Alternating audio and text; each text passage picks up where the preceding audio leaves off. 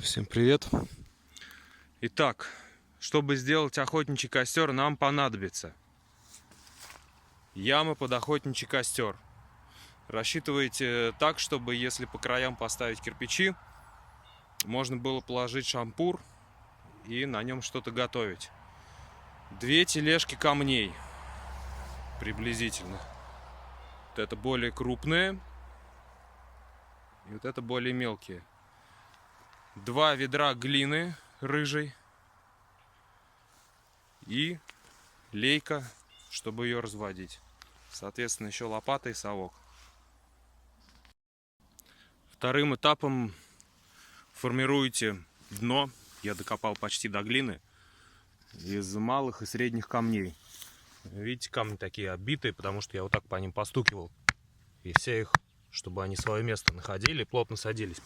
Простукивать надо. Дно слишком сильно не закладывайте, не уплотняйте, потому что если пойдет дождь, нужно, чтобы все-таки куда-то вода уходила, туда просачивалась сквозь камни. На дно, значит, самые маленькие и все выше и выше, более средние уже. Формируйте это костровище. Вторым этапом берем глину, ее вот так из леечки поливаем. И сейчас будем вот это все дело промазывать, готовить к укладке крупных уже камней. Самый центр, вот самую низину не промазывайте, повторюсь, чтобы было куда уходить в воде.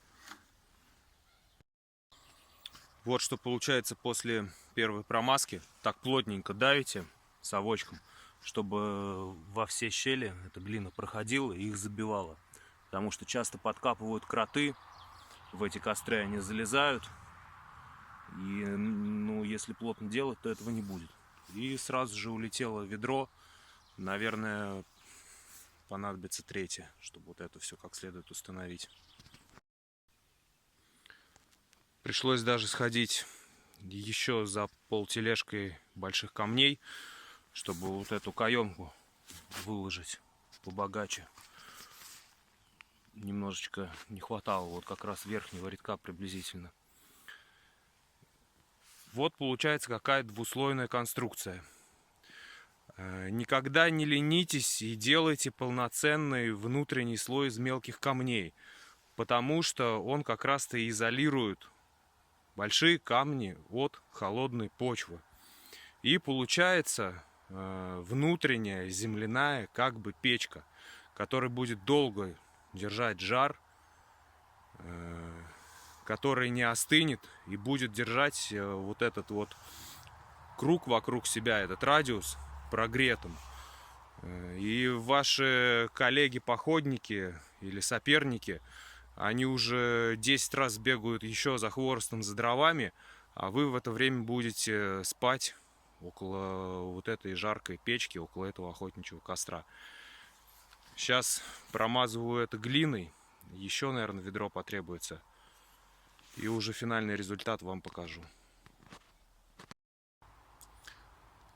В потьмах уже завершаю строительство. Не первый раз пытаюсь обойтись 2 ведрами, но не получается. Нужно 3 ведра глины. Проверено и уже перепроверено. Метнулся, набрал еще одно ведро, замесил. И вот финальный результат. Поближе, да, подзумлю. Плотно, видите, промазал, чтобы глина зашла между камней как следует. С нажимом, лопаточкой. И не забыл оставить проход для воды. Сейчас разведу костер. Это все обожжется. Лишнее оно само отвалится. Так что, друзья, пользуйтесь, стройте грамотные костры. Они сэкономят вам кучу сил, кучу дров. Вы проснетесь отдохнувшие и не замерзшие, а ваши коллеги проснутся замерзшие и выбившиеся из сил. Пользуйтесь. Всем пока. Подписки, лайки. Увидимся.